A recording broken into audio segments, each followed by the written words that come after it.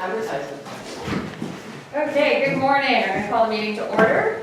Board members, staff, guests, and members of the public are reminded that the full authority board meeting is being recorded and will be posted to the authority's website along with the official written minutes. As such, comments and opinions expressed may be published, and any comments expressed by individual board members, guests, and the general public are their own and do not represent the opinions or comments of the full authority and the KCCA Board of Directors. The recorded video of the full authority meeting is not considered the official record of the meeting. The official record of the full authority meeting shall consist solely of the minutes approved by the full authority. I should have that memorized, right? Okay. I don't think we have any introductions this morning. I think we all know each other. Any declarations of pecuniary interest from anyone? Ian? In-camera session. Okay. One in-camera session, the last one. Okay. With that, we'll move to our minutes from August 15th, full authority. Those were circulated in advance. Can I get a mover and seconder on the minutes? We've got Bill, Dave. Questions, comments on the minutes? Seeing none, all in favor? And that's carried. Okay. We've got our August and September project tracking report, our media report, and both circulated in advance. A lot of media coverage, really good stuff. Elizabeth? Madam Chair, just to highlight a couple of things in the project tracking and media report. The Environmental Youth Corps was out doing some benthic sampling. That was highlighted in the report.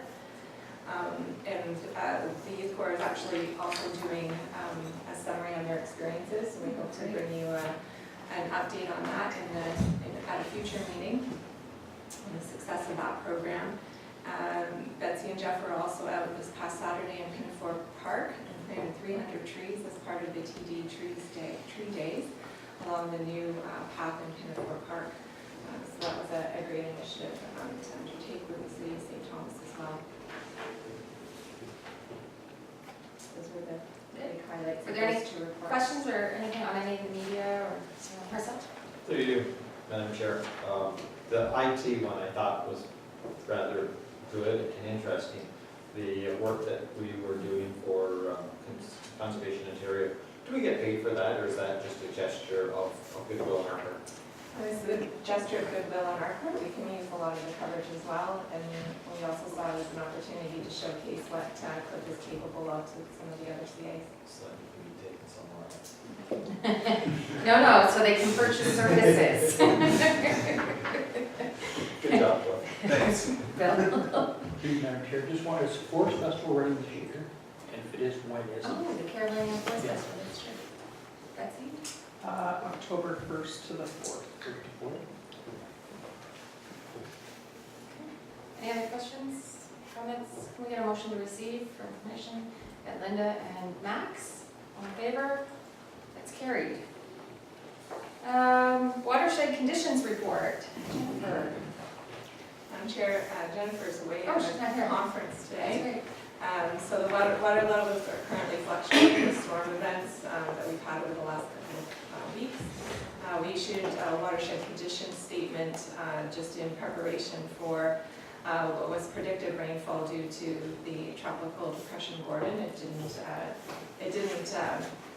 come as expected, but the condition statement was released nonetheless. And staff are busy currently finishing up their electrofishing surveys in the municipal trains. Questions on that, comments? Motion received for information, Marcel and Dave. All in favor? And that's carried. Next up,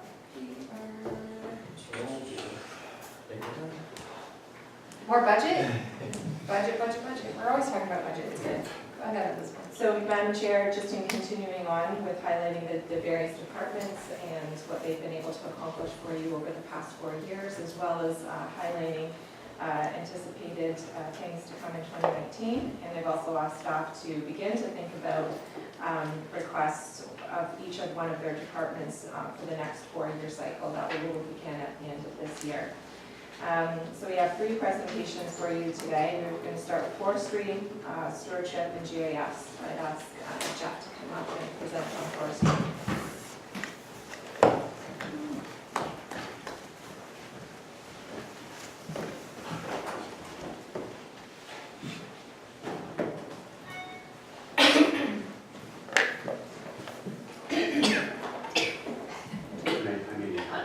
Oh, yeah, your presentation's actually open, sorry. You know what they charge for these dogs? I was just thinking, would he miss that? Using his dog on it's like 20-some dollars. No, I think, You're not selling them, are you? no, All right, that one all is right. particular Okay. meaning to me. You may remember a photo that I showed a couple months ago. Yeah, that was the one that found its way into our tractor tire during the tree planting season, so I don't know if I'm gonna get a plaque or bronzed or just hung above my office I'm door. offering a good price.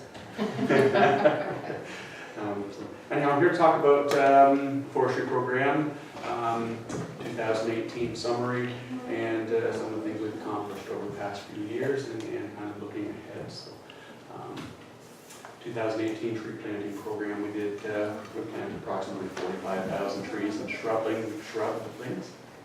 seedlings through the watershed.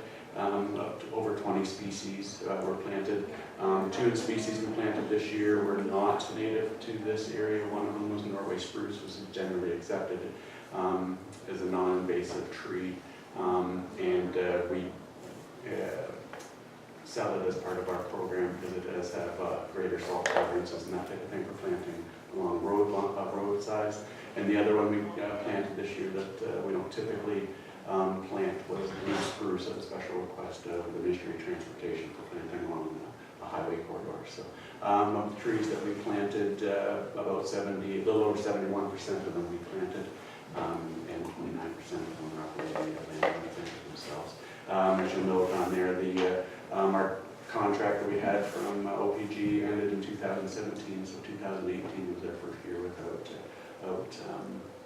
OPG contract to help subsidize trees, seedlings for landowners. Greening communities was another success again this year. 2,200 trees were sold through this program this year.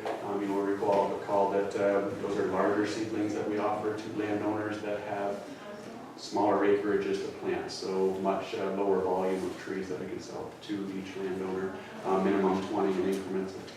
So, and that one's full up cost recovery. So we administer the program, secure stock, put orders together, that type of thing, and it's a $750 charge to each of our municipalities that participate in that program. Started with municipality of Central Ogden in 2012. And over the past few years, it's expanded to include St. Thomas, Malahide, and South. Central Ogden street trees. This is since 2014, we've been planting 200 trees along Central Ogden in the road allowances. Larger stock potted trees, generally some bare root as well, but there's been some challenges with that. A lot of it initially started off as kind of a soft way to delineate property lines because they were finding that there was some encroachment into drainage ditches and that type of thing that were impacting road drainage, and it well received by local landowners too. So, as I mentioned earlier, we planted 3,600 blue spruce seedlings along Highway 3 bypass this spring on both sides of the highway, east of Wellington Road. So, just kind of a summary of the weather this past year. If you recall, we had a really late winter. It didn't seem to want to go, and gradually dried out through the month of May. Actually, conditions for actual planting were really good through the month of May, but as soon as we were done planting, we had a couple solid months of really, really dry weather that impacted survival rates on some of the sites. So as you can see, some of the survival rate, there's a big range there from 75 to 95% survival. So yeah, pretty good. This year, the big thing was just a lot of challenges from the mechanical end of things, breakdowns with the tractor that just seemed really strange, and then bizarre things like my friend the antler there. So it, yeah, just little things that maybe shake your head and figure out a way to go on. So, this year we had an opportunity to go visit a couple of the sites that we planted years ago. This is a site down not too far from the St. Thomas Golf and Country Club around the corner that we planted in 2012. And picture doesn't really do it justice. Some of those pine trees are probably 12, 15 feet tall. So, and it's tough to see in that photo as well, but there's also a number of hardwoods, particularly oak, coming up in those gaps. So that landowner, first several years, really put a lot of time and effort into it, cultivating between rows, trying to keep weeds down. So I think it paid off the size of the trees. So, another site that we planted in 2014 just seems to be taking off, especially the soft maple in that area. It's a wetter area, so pretty impressive growth over a few years there. Every year we try to do as much as we can as far as outreach and education and engaging community groups. We did planting with Boy Scouts, a couple of the St. Thomas Rotary clubs, there's 2 of them. Boy Scouts, of course, TD Tree Days, what we just did this past weekend, engaging school groups, attending the London Farm Show, type of things. As you will recall, we started with a forest harvest, selective harvest on our Dalewood lands north of Dalewood Road, Dalewood Reservoir, north of Ron McNeil Line. Started in February, but because of inconsistent weather, it ended up being postponed and will be finished after harvest season this year. So, they got probably about half the trees out before the weather just got too warm, and they're causing some damage to the farm field that they're crossing. So. Invasive species control, the top 2 photos you've seen in the past. Last year I showed them just the amount of cutting that Chris and I did last year to open up and remove or cut Phragmites out of Lake Whitaker. And the whole goal of that was to create access so we could go in and more easily spray. So you can see that August 9th, 2017 photo where we started would have been next to impossible to walk through with any sort of equipment.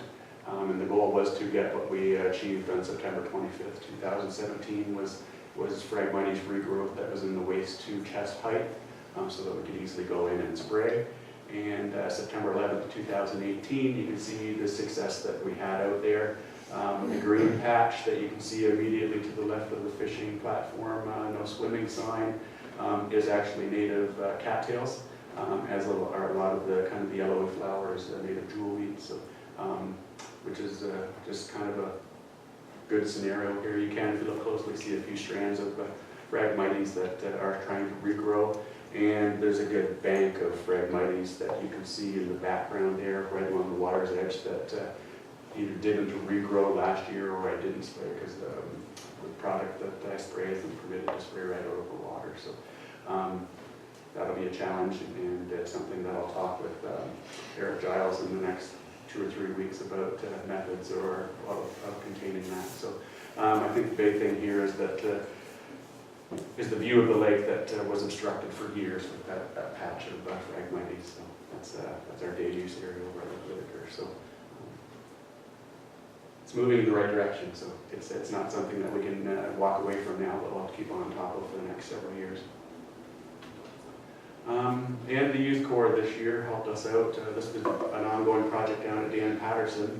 2 or 3 years ago, we had a business that was looking to do some team bonding or team building, so they wanted physical work to do. So they came, and I think that was the first year we did this. We had them pull out giant ragweed and try to cut back Manitoba maple just to allow the trees that we planted in there to get some sunlight and grow. So continue that again this year. I think this is the 3rd or the 4th year we've done that in a row.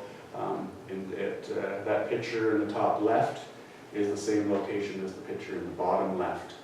So you can see it, the Phragmites, or sorry, not the Phragmites, the giant ragweed has been completely pulled out of that area. So, and the picture on the right is just the students going in and removing some Manitoba maple, cutting it down a little bit. So.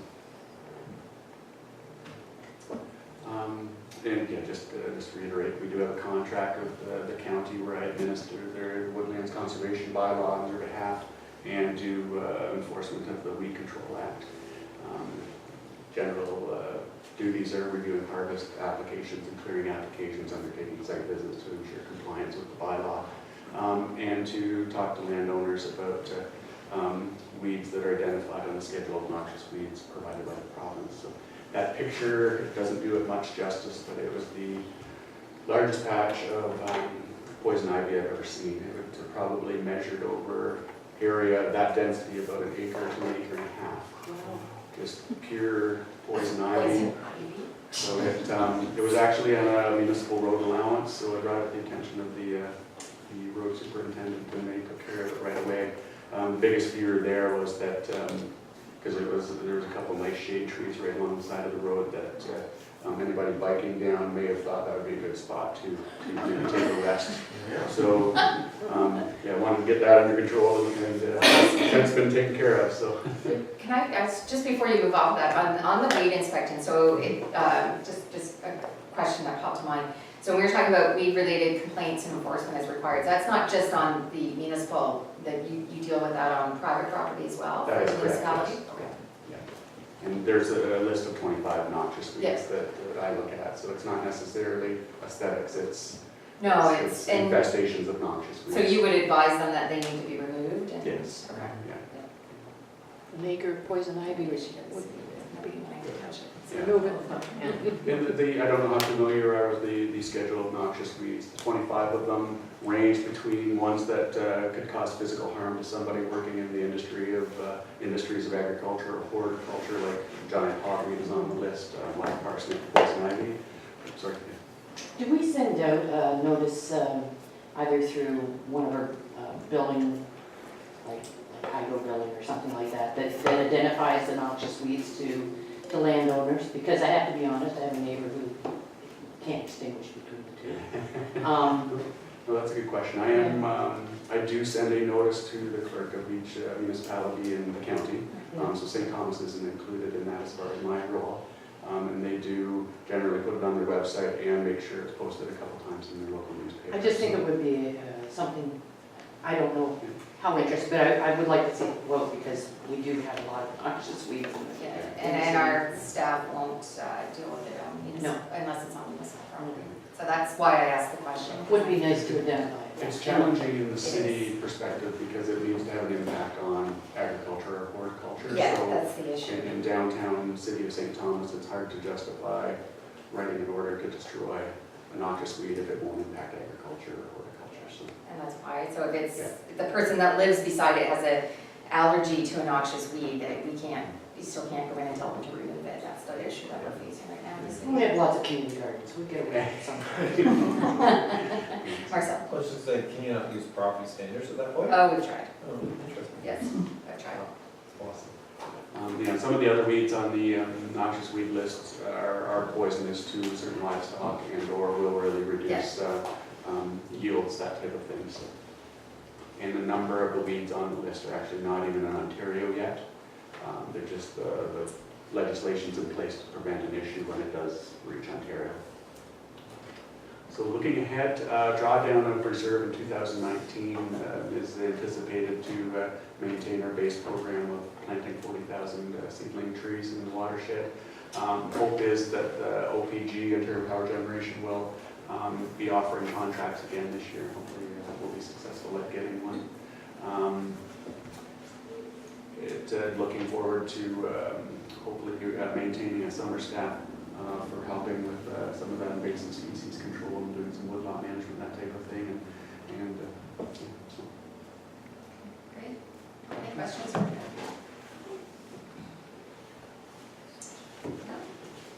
Getting off the hook early. Easy there. There we go. All right, thank you. I'm sorry. And Betsy, stewardship?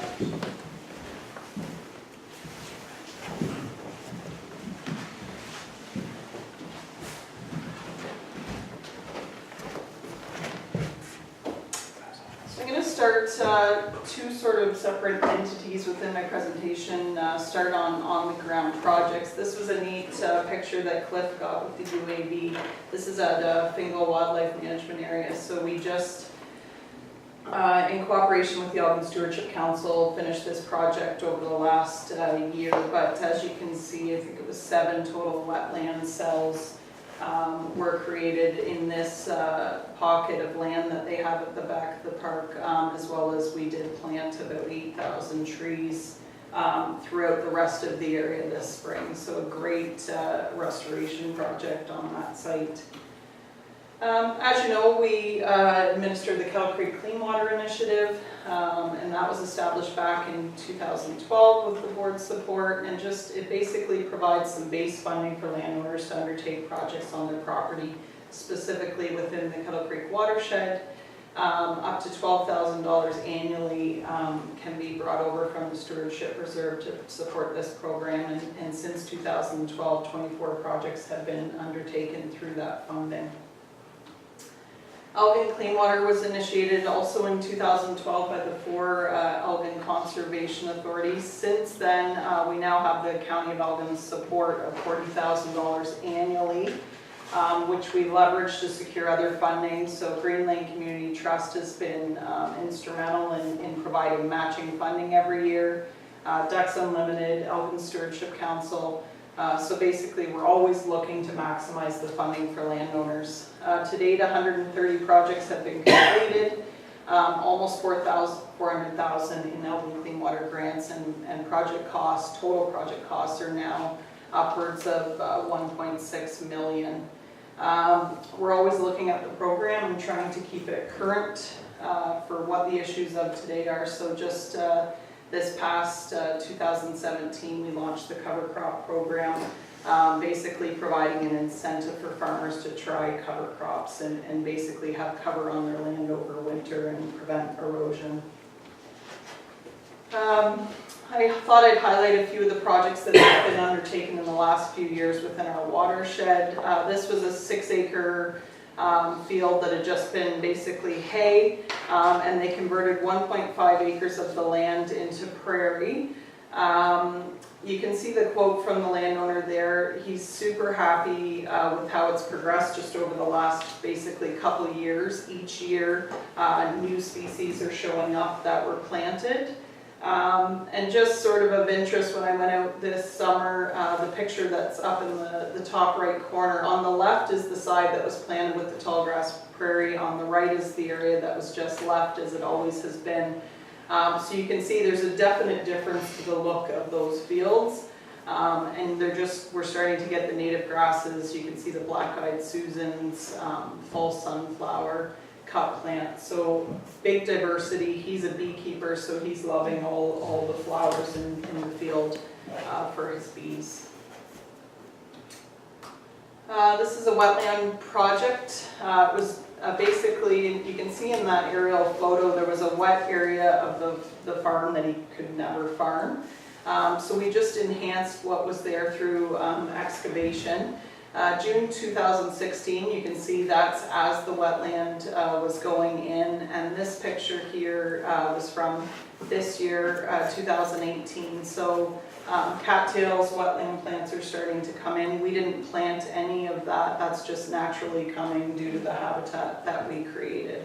Lots of wildlife activity, so I mean, it looks like it's always been there, not that something we created.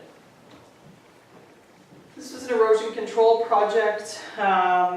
Basically, surface water from about 22 acres of farm fields were flowing to this 25-foot deep gully, causing lots of erosion. So this berm was installed with 2 Hickam which holds the water, and then basically takes it through O-pipe down to the bottom of the ravine. So you're controlling where that water is flowing. Over the last number of years, it ends this year, but we've had a contract with Ontario Power Generation to do wetland creation and restoration, and that was for our watershed and the Upper Thames watershed. And the goal was to create or restore 30 wetlands over the 3 years. To date, in our watershed specifically, 13 projects have been completed, totaling 24 wetland cells. And we still have a few more that will be taking place this fall. Outreach and education. We continue to offer education programs to our local schools and day camps. New for us this year, we had some funding from Healthy Kids. So we were able to offer 8 programs to summer day camps this summer.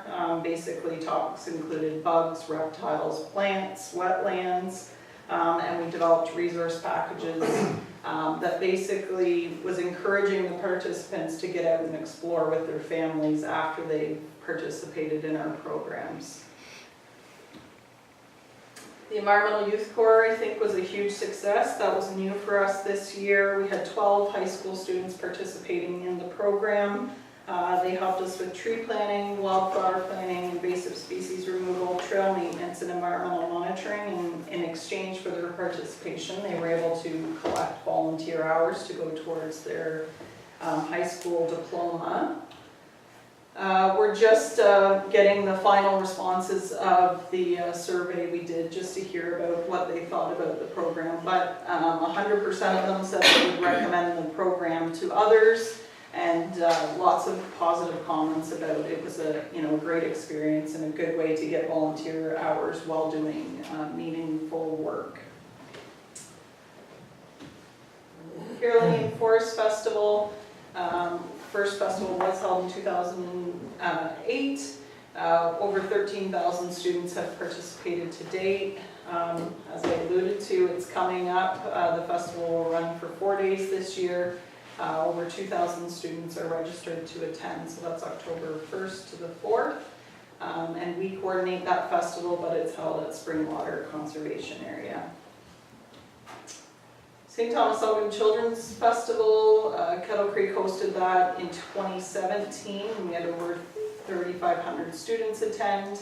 And new for us was holding a public day as part of the city's Canada Day celebrations. 2019 it'll go back to London, and then we will be on for hosting again in 2020. And outreach, as Jeff alluded to, we're always trying to get out there promoting the work we're doing. So we participate on tours highlighting projects that we've undertaken. We've held in the last few years a number of workshops on erosion control, soil health. We go to annual meetings, plowing matches, farm shows to promote our work. And this year we partnered with the Elgin Soil and Crop to initiate the Elgin Sustainability Award, so giving that to a farmer every year who shows good stewardship practices as well. Looking ahead, we're always looking to seek out new partnerships and funding sources to support the stewardship, on-the-ground stewardship projects. And with that, we're always sort of reviewing the programs, making sure they're current and relevant for our landowners. We'd like to, based on the response that we did receive, maintain the Environmental Youth Corps as a permanent program. Work with the school boards to further incorporate environmental education into learning. Expand upon what we're already doing by engaging new groups, new sectors, corporate engagement. I think we've had a few groups out that do some work, invasive species removal, but it's a good way of team building, so I think that's a way we can try and engage the businesses within our watershed. And over the last few years, we've been lucky enough to have a few variations of a contract position that can help the stewardship department, but it also provides multi-departmental support as well. I think the youth corps, I agree. I think it's turned out really well, and the youth in that then go back to the schools and they're telling their friends and they're spreading the word, and it's a one way to start to engage the youth. This meeting that Elizabeth and I were at before this one, we were talking about how do we, one of the things we know in the area is voter turnout is so low. Why do people not vote? Well, they're not engaged, and we need to start, at the youth level to get them engaged, get them to understand why it's important, and that this is their environment, they live here, and it's their future. So I think it's a great program, and I have a suspicion that the next time you go out looking for applications, that it's going to be a lot more people interested in it because of that word of mouth and it's spreading. So Great work, especially with all of the activities that you do, bringing in students and getting out to the community. And I think the day camps and everything was a great success as well. So congratulations on everything you're doing, reaching out not just to Betsy but to all the staff, and reaching out to the community in every way we can to try and engage. Questions or comments for Betsy? Anyone? Linda? So just to follow up on what you said, because I totally agree. I don't know whether we've ever approached the Thames Valley Board and the Separate School Board, and even those other smaller classroom units that are existing around the county, whether we've talked about curriculum enhancement as well, whether they can actually get credit on curriculum for some of their science or environmental services, that kind of stuff. Is it something we've considered maybe putting together some sort of a curriculum package for them to look at?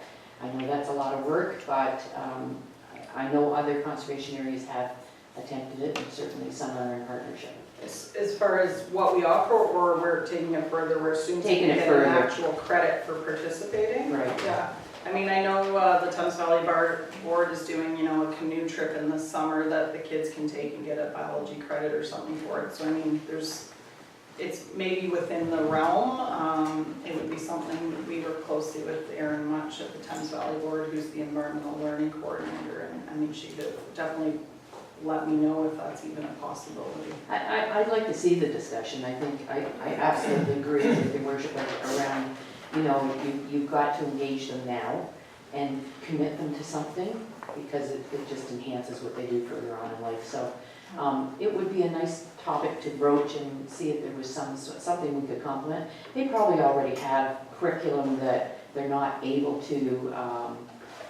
do because they don't have places to do it. But I know certainly when they used to go to the park out there, out to Jaffa and stuff like that, there were credits given by the Albert County Board. So it would be nice to see some of that continue. But anyways, I leave it with you, and maybe it's just a conversation for future date. Anything further? Thanks, Betsy. Brings us to Yep. GIS IT.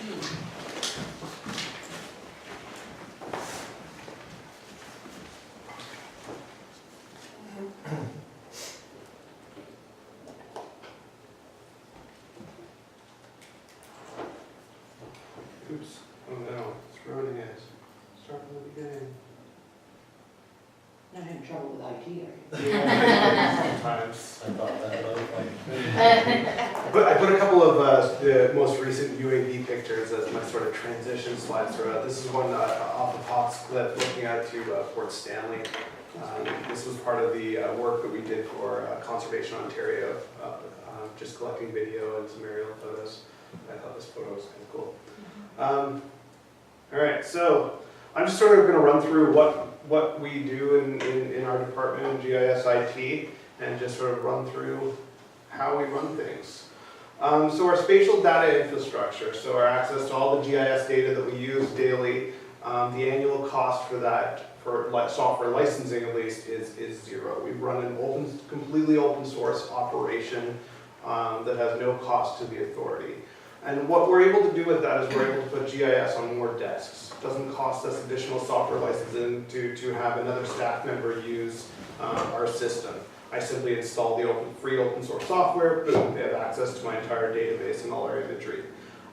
So right now we have like 9 users, some in the office, some using the sort of mobile app when they go out and do surveys, and more to come once I'm developing a web application that pretty much all staff will then have access to at some point. Pretty much my day-to-day is taking care of about 25 different computer systems. That includes a bunch of servers downstairs, as well as all the workstations for all the staff. In the summer that goes up a little bit more because we have our parks, of course, so I just have to manage the systems there. And with that comes 4 different internet connections that can go out at any time. And I'm sure in the remote areas that happens. Yeah, come out to Whitaker, Yeah, and then sure. unplug, replug, hey, it works. So that's part of the job, is sort of being able to manage, stepping away to get people to turn things off and on again. Data management. We have 20 plus. This is sort of a source of pride for us. Because now we're starting to actually develop our own data sets and maintaining our data sets.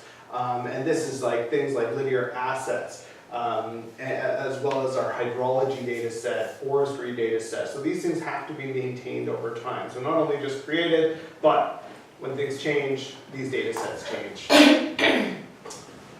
We have a metadata strategy that we've established, and we've created a database. Metadata is simply data about data. And it becomes very important when you're trying to make any type of strategic decision with regards to something like wetlands, let's say. And you say, well, where did this wetland data come from? When was it put in the database? When was it last updated? Is it out of date? So now with this strategy, we're able to actually go through this database of all 216 data sets that we have and be able to say, okay, well, these need to be updated. We've created on average about 3 partnerships since 2016 with external organizations, conservation authorities, Environment Canada, to do little projects along the way. And that's something we're probably going to continue doing moving forward. So special projects and program enhancements from 2016 to 2018. So what kind of have we been doing? So UAV program, I'm happy to report that we've had 50 plus successful flights doing photogrammetry, so that's the 3D mapping of landscapes. Mapping, where I just do basically an aerial photo of the area, and oblique photos and videos. So the kind of stuff that people mostly like to see. So no crashes, no incidents, no anything. We have we started with a standing special flight operations certificate from Transport Canada. That gave us a year to fly pretty much anywhere in Ontario within quite a number of restrictions, of course. But we've recently been able to renew that for another year, so we have full permit to run. If you follow anything in the UAV industry, you know that those rules, typically, there's always mention that they might change at one point, that there might be licensing, but at this point, we have a standing special flight operations permit till August of next year. So, I like to think that we're kind of geo experts here now. We get a lot of calls. We get people ask for data. People ask for our hydro data. You know, this is kind of, I can't quantify this with numbers, but my phone does ring quite often. I go to conferences. People follow up. There's emails. There's people asking, how do you guys do that? How do you set up your UAV program? We had members of another CA actually come here and have a whole one-day sort of training session on how to run a UAV program, how to get it off the ground, pun intended. From 2016 to 2018, we've been able to generate about $223,000 for the GIS IT department, and that has gone directly into staff dollars, software, equipment. We have a fleet of UAVs. We have a surveying program now to the total station, an RTK. We're able to survey down to millimeters. And that's pretty cool to think where we were maybe in 2014 compared to now. I've been developing a lot of applications, so internal applications, databases, the metadata system, the BNP database, to monitor and manage and record all the work that Betsy and Jeff are doing. We've developed a forestry database. There's still more to be done in all these applications, but they're off the ground. They're in development. We did a server upgrade in 2017. That sort of took a little bit longer than we thought. We really went from one server that pretty much ran everything here to now we have 4 servers downstairs. We have a GIS server, we have the Windows server, and then we have a couple of backup servers. So all of these take time to sort of monitor, update, make sure they're working. Do we, just to pause there, because we were talking about this recently at council, do we have backup offsite as well, or? We do manual offsite. That's what I thought, just double check. Oh yeah, definitely, we do, yeah. There's a whole strategy. Yeah, I'm sure there is. With ransomware, it keeps us up at night. Yeah. I sleep well when I know there's multiple backups. So database development too. We also, our database server that we use for GIS and other data, we have 200 plus data sets already in that data set. So that's great. These all sort of get maintained. This photo is from a recent flood event in February of last year. Looking out over at. All right, so special project, sort of what we're planning on doing in 2019. We're looking to centralize a lot more data, so a lot more data from like planning and monitoring and stewardship, trying to get more of this stuff off of individual spreadsheets and into a centralized database where we can use it for other purposes. It's safer there, it's more accessible. Data set management, those things are not things that you can just set and leave alone. We have to keep on updating them. So when we lay new hydro lines or new water lines, we want to update our utility lines data set so they're all completely up to date. So we'd like to also promote our UAV program to our member municipalities a little bit more, allow them to sort of use our abilities whenever possible. If they need 3D maps or aerial photos of a certain area, this is a service that we're here to provide. Flood forecasting. We want to monitor, we want to modernize our flood forecasting system, and the first step to that we've decided we're going to try to move forward on this is to actually install cameras in a few key locations. So no longer will people have to roll out of bed at 4 a.m. to go see water levels. We're going to be able to actually just sort of flip over, turn on a computer, and go, it looks okay, go back to bed, which is optimal. I don't think Jen's going to just go back to the I don't see that happening. In my mind. I know. But also, and then the next stage beyond that, of course, is more gauges and more centralization of the data. Yes. So just on that point, a lot of new building going on within city limits, and we continue to get, and even more so now because of rapid housing development, a lot of flooding type questions, concerns after properties have been built and things tend to settle down, those kinds of things. Is there an opportunity for us to engage both planning department and maybe our Parks and Rec or something like that around where we should be planting things to stop with some of that erosion, some of that flooding that's going on? Because we are on a pretty regular basis now getting calls on the flooding aspect, especially in a heavy downfall rain. Is there something we can offer and an opportunity, maybe even to the landowners themselves? And I realize after somebody's purchased it, it's, for some of them, they say, well, it's a little late, I didn't know this was going to happen. Right. But a lot of it's not their fault either, a lot of it's just because of the development that's gone on. And it might even be a partnership with some of the developers themselves. Right. And a lot of them are very willing to plant certain areas as well. Right. So I'm just asking the question, is there another opportunity for us to partnership in some of those things? Because I know it would certainly benefit people in the city. Yeah, I would have to defer that question to our planning department, I think. I just think it's a good question because it's becoming quite regular. And as we're out door knocking right now, we're hearing about it a lot. And anything that what you're referring to is more of the urban flooding, surface water runoff from grading, Backyards, infrastructures, yeah. so a little beyond the scope of our riverine flooding, but we can always have those discussions. Well, a lot of it's happening, along our trail systems, those kinds of places, and some of the new subdivisions, which have many houses on them, and the developers are planting trees, those kinds of things, but it's almost like we need a partnership that says recommendations should be in this particular area because nothing exists, right? All you've got is grass and everything runs to one area, and we get a lot of basement flooding and damage to new foundation, that kind of thing. So I'm just saying if there's an opportunity for that to me, using our services would be nice. So. Thank you. And further application development is actually in store for this year. This is ways just to sort of optimize staff time to eliminate wastes of time. Things like a digital timesheet is something that we're in the process of exploring and developing. And more databases and like I mentioned before, a web mapping application that will grant sort of all staff access to our geospatial data.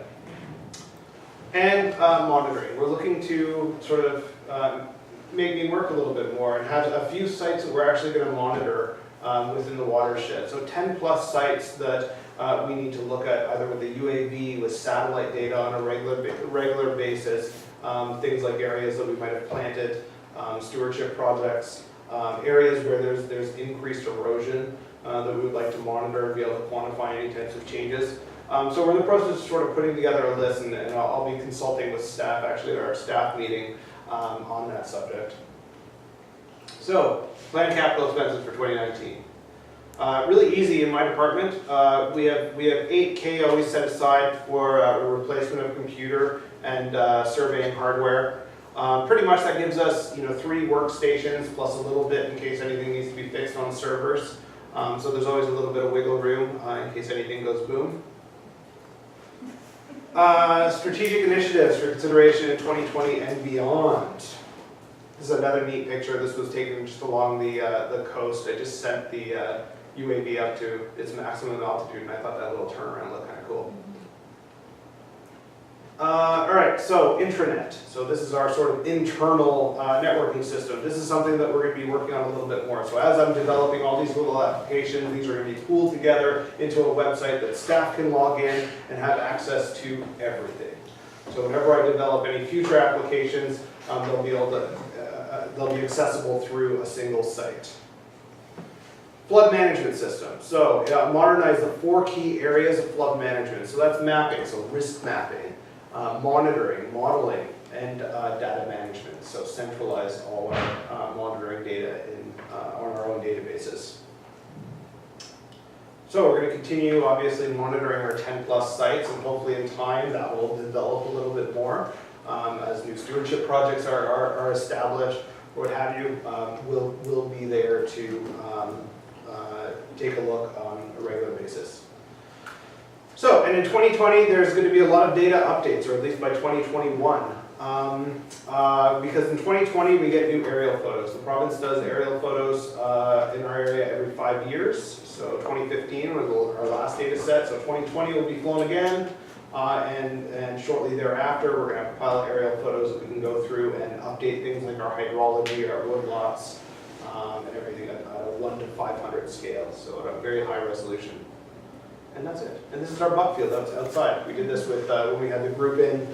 We flew the UAV, and this is what's called an ortho photo. So the UAV, this is actually somewhere around 400 or 500 different photos that are all stitched together, and accurate down to about 2 or 3 centimeters horizontally.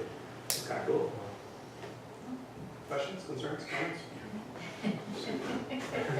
Any IT questions, or was that whole Yeah, just turned off and on again. Yeah, that is the way to fix IT. Yeah. You turn it on and off, that's right. All right, thank you very much to all the staff for those updates today.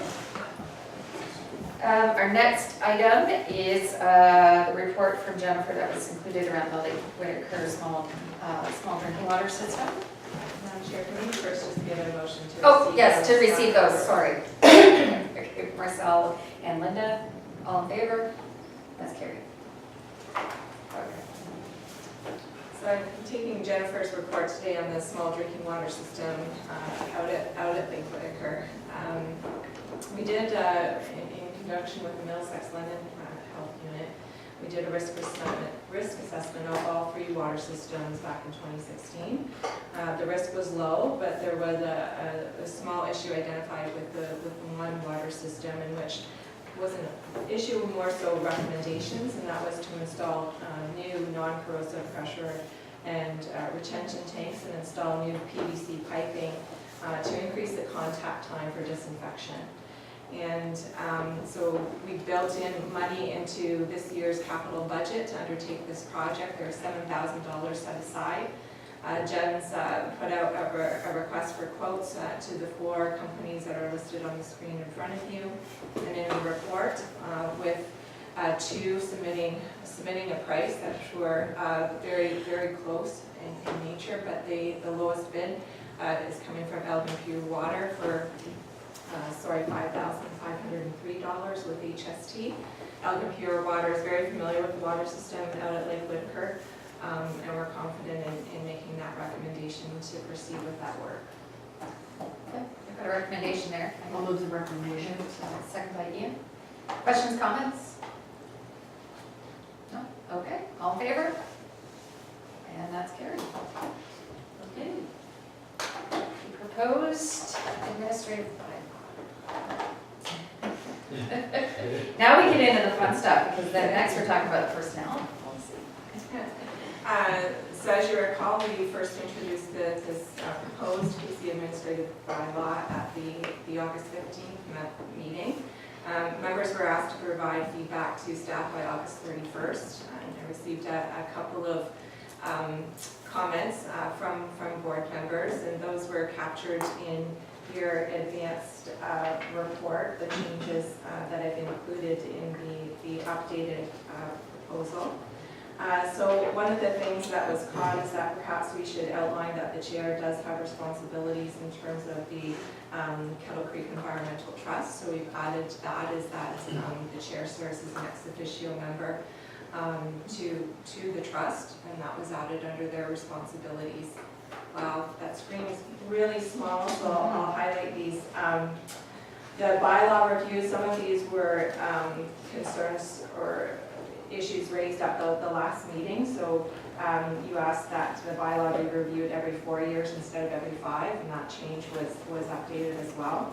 In terms of members' attendance, it was noted that we should say that it would be a member missing 3 consecutive regular meetings before the absence is reported to the municipality, so that wording was added as well. And then there was a larger question relative to around the notice of motion, and Marcel and I had a couple of conversations over this, and I think that I hopefully have addressed it. We did replace the word may in terms of written notice, so the wording is now the word you shall submit written notice under that 7 days in advance. And then the following clarification was added at the end of that section, really making the distinction between what is written motion and what is a verbal motion. And so the verbal motion, just to read it, a verbal notice of motion may be submitted to the chair at the meeting, in which case the chair shall have the notice of motion read. The notice of motion shall be recorded in the minutes and placed on the agenda for the next regular meeting. Or a motion may be introduced and considered at the meeting without notice if it is duly moved, seconded, and receives 2/3 votes of the members of the authority present. And then just noting that written notice of motion is required for a motion to rescind, amend something previously adopted, or to discharge a committee. And that wording really came from, I took a look at the Municipality of Central Albans, notice of motion wording, as well as Downtown Centre. And so that's in keeping with, I think, what's generally done with the municipalities. The wording was also reviewed by legal and agreed that they had no concerns with those changes. So noting those changes, the recommendation that I have for you today, again, is long, so with the chair's permission, I'll read it aloud. Whereas the Conservation Authorities Act amendment requires conservation authorities to have administrative practices that meet the requirements of section 19.1 of the Act. And whereas Conservation Ontario endorsed the Conservation Authority Administrative Bylaw model at their meeting held on April 16, 2018, therefore, let it be resolved as follows, that the proposed Kettle Creek Conservation Authority Administrative Bylaw be approved and KCCA's existing administrative regulations be repealed as of September 19, 2018. That the nominating committee be disbanded effective September 19, 2018. That the Personnel and Finance Committee and the Planning and Community Relations Committee be disbanded effective December 31st, 2018. That the approved KCCA administrative bylaw dated September 19, 2018 be forwarded to the Minister of Natural Resources and Forestry and the Minister of Environment, Conservation and Parks. You good with that? Motion to approve the recommendation. Okay. We're going to move her. We have a seconder, Dave. Okay. Questions or comments? Dave? Just one, it doesn't have to change anything here, and it's just the timing of the review. General practice, I find at my municipality when it comes to major policies is we like to review them sort of midterm, so that you're not throwing this at a bunch of brand new people potentially. They need to come in and have that. So I don't think it has to be worded in this, but just as a practice, I would think that midterm is a good time to review. Yeah, I would agree on that too. Definitely don't want to do it to a brand new board. It's not fair to them. Anything else for Marcel? The Madam Chair, just a couple things that, in looking at this last night, it's funny, every time you read this, you can find more things. And at some point, you just gotta say no, because at the end of the day, Robert's rules are still the backup. So that's great. But just a couple of points that, when I think about that the agenda is gonna be out 5 days ahead of the meeting, that reports need to be in 7 days, yet in part 3, no, maybe it's 2, I don't know, somewhere it says that all material and correspondence to be dealt with in the meeting needs to be 10 days in advance. It just seems that that's a long window. Maybe that could be shortened up, just a suggestion. On number 10, electronic participation. This is one I do think needs a little more clarity in hindsight. It doesn't speak about whether or not that person with being the electronic participant is able to vote. I think clarity needs to be had there, whether or not they can vote.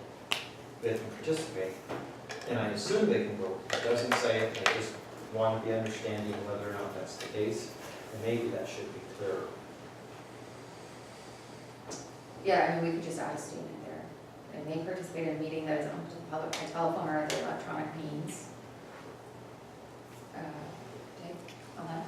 My understanding is that they can vote, They can but vote. they cannot vote on any closed session Yeah. items. And that is clear in that, because they can't even participate in closed session, so Yeah. obviously they're not going to vote. But we could certainly just add a line there. Well, I think it would make sense, Just add because a that's statement clear. sentence there, or something about that they are Just able say to. participate and vote. Yeah, participate and vote. And in number 11, Under delegations. under delegations, Page 49. third paragraph, except by leave of the chair or appeal by the leave of the meeting, delegations shall be limited to one speaker for not more than 10 minutes. Sometimes you get delegations of 2 or 3 people that want to participate in that delegation. And I don't know why we've limited to just one speaker. We're limiting the time frame, and that is open to the leave of the chair. But right now, we can only allow one person to speak, and I'm not sure that's what we really want. So when I think about the archaeological dig that was done near Lake Whitaker, we had, I think, 3 people that were part of that delegation presenting information to us. And by procedure, that wouldn't be allowed. And I'm not sure that's what we want. I think if a delegation wants to come and have several people speak on different parts of it, not the same, it's very clear. We don't want people to say the same thing over and over again. It's in procedure. But what's not is we're only limited it to one person. Is that what we want? Right before that, though, it says except by leave of the chair. I understand that the chair can open that up if they so wish. I know that leaves it wide open. So if it's a delegation that is angry at us, we're only going to limit it to one because that's our policy. To me, to be open and transparent, we limit the time, and that's open to discussion if so chosen, but at least it's there. I don't think we should just limit it to one person speaking, as long as they're saying new information. And again, in central ordinance, it's one, you get one speaker for 10 minutes. If you're gonna have 2 speakers and we maximize it to 2, you get 15 in total, which allows for that second, right? I mean, it can be done either way. I know what you're saying, that it leaves it wide open. So it is open to the chair, I agree, and there's small points, and I think if we look at this again, I can bring more thoughts to the table. There is one more, actually, sorry, there's one more. There is nothing about abstention votes in our. Can we just deal with the delegation piece first? Yeah, Okay. yeah, sorry, because I know Linda had a comment on that too, sorry. I just want to finish that off. Yeah, So if they're allowed a set amount of time, do we need to put in anything about how many speak out of the delegation? I guess I'm not disagreeing with you. If the delegation comes, they will choose who's up there speaking, but I really have no issue with whoever speaks from the group as long as there's a set time. yeah, and I know at the city, ours is that, I don't think we limit to the number of people, but we limit the time, 10 Yeah. minutes, no Yeah. matter if there's 5 people In in a that minute group. each. but it's still, we restrict it to 10 minutes only. Yeah. And that includes time for And it's questions. worked very, very well for us, so I say, you just kind of take that part out. I don't know how you feel about that, David, but if the time remains the same, I don't care which one of them is standing or speaking. As long as they're identified as part of the delegation, right? So we could just, delegation shall be limited to 10 10 minutes, simple as that, Is that by, That would make it simple. it would be, yeah, really simple. is that, I'm seeing nodding heads, I don't see anyone saying no. Madam Chair, these are your regulations, the way that Yes. you want to Yeah. conduct your meetings. Do you want to, and just as a suggestion, that they would identify their speakers prior to? So I don't care Yes. if there's Yeah. a number of speakers, Yeah. but But it should identify who be it is. identified Yes. prior to. Yes, Yeah, that sounds good. yeah, that would be, Useful. Does that satisfy? Perfect, absolutely. and then you have one more? Just one more, and that is abstention votes. Only because of recently we had an abstention vote that does make a difference as to how the decision of the group is. And there's nothing identified, and I assume that means we go to Robert's Rules. Robert's and Rules. As long as we are, it's great. I just thought if anyone's interested in having that discussion, it just happened recently, and it's not here. Yeah, we would follow Robert's rules, which means an abstention is a no vote. Okay, anything else on the policy? I've read it a few times now too. Every time. I know, there's always a little thing that pops up. Linda? I'll move it as amended.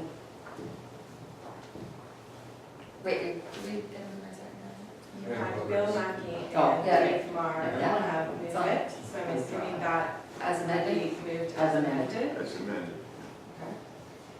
Is there any further discussion? On motion, all in favor? And that is carried. That leads us to the personnel policy, another big one. Let's go to the page here.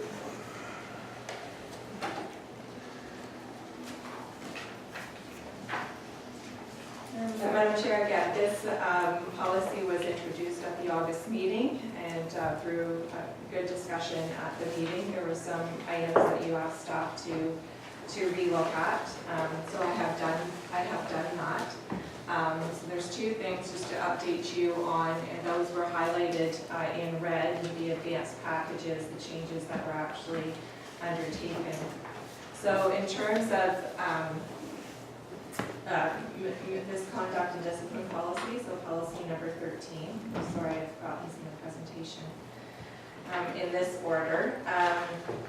But in preparation for the legalization of cannabis, it was brought up that we probably should provide some clarification in that.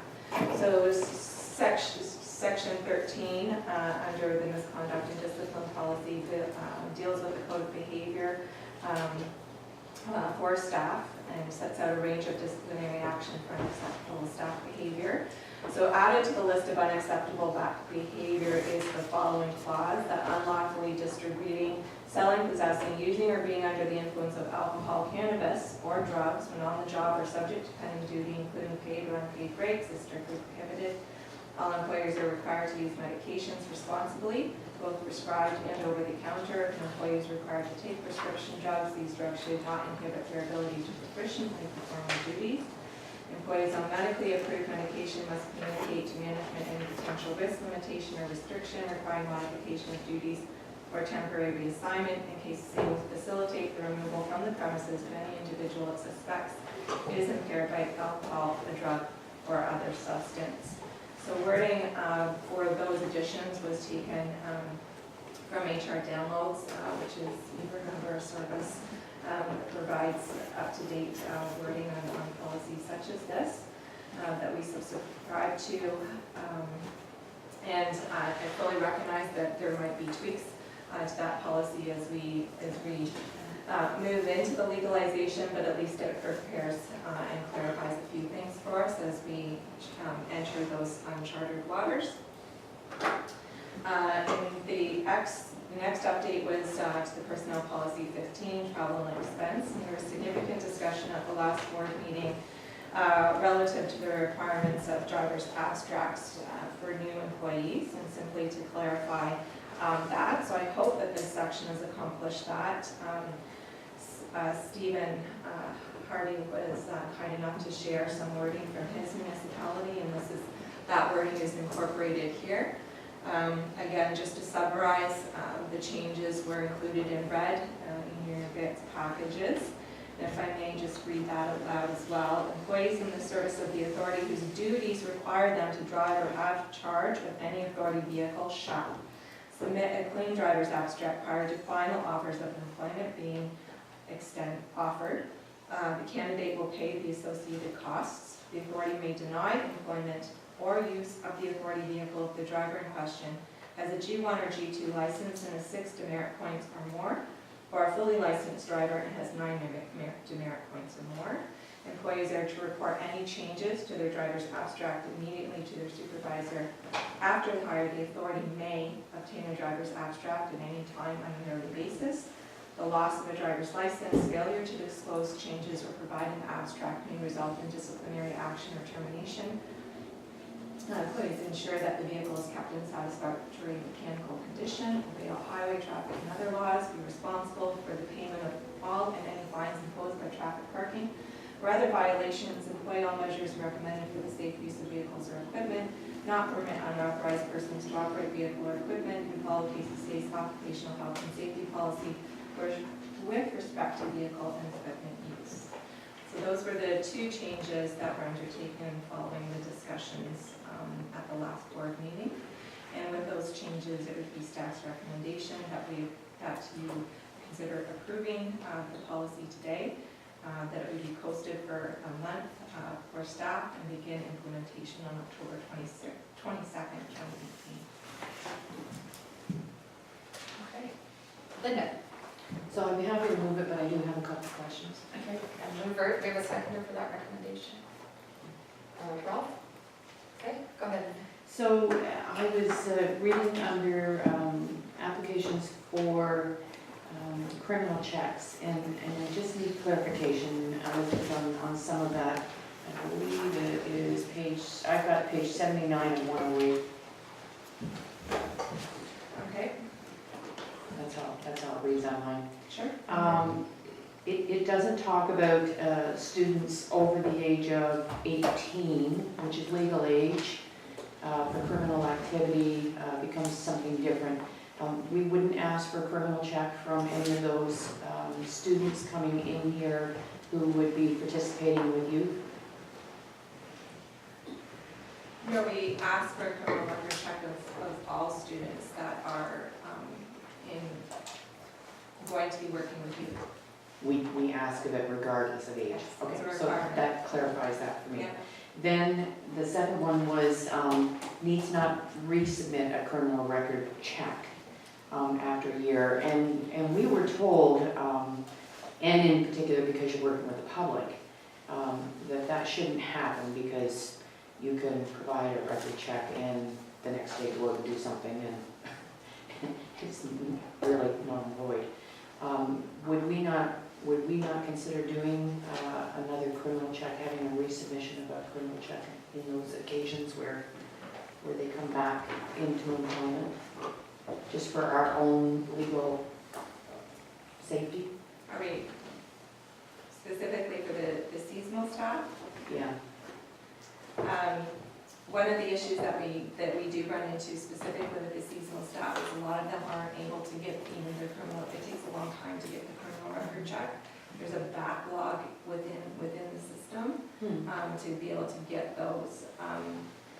So that was one of the reasons why we looked at this attestation or taking one that's been got within a year, so that we don't run into that backlog.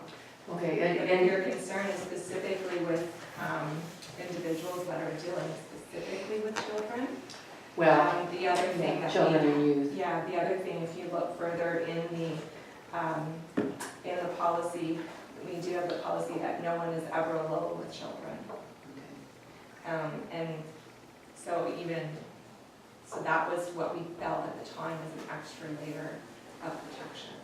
I've never had the issue of taking a long time, and I've applied a number of times for different festivals and things like that. It's like back in a couple days or a week. So, If you happen to have the same last name and birthday as somebody on yeah, our registry, you're in trouble. You have to go for fingerprints, and it's a huge issue, so. Thank God I haven't had that, but yeah, anyway, as long as we're covered in another direction, I just want to make sure that we are, because of liability issues. I know when working with school boards, it's huge. It's not a small thing anymore. And they continue to still get caught with people that are not resubmitting and those kinds of things. So as long as the lawyer feels comfortable with that, I'm not sure how much they went through that. The lawyer did not review this policy, Okay. but it's, Yeah. Doesn't stop in the criminal code. No, I'm fine with it. Separate question through you, Madam Chair. On page of the misconduct and discipline, it's highlighted here, while the employee of KCCA Cecil staff, those employed for 6 months or less and assigned to a campground are not permitted to access the campgrounds while off duty. So if I was a student working in the gatehouse at Whitaker and wanted to camp at Dale, would I be allowed, or is that all campgrounds while I'm employed? sorry, just so I can read it again, can you give me the page that you're looking at? It's page 97 of the package. It's 13, misconduct and discipline.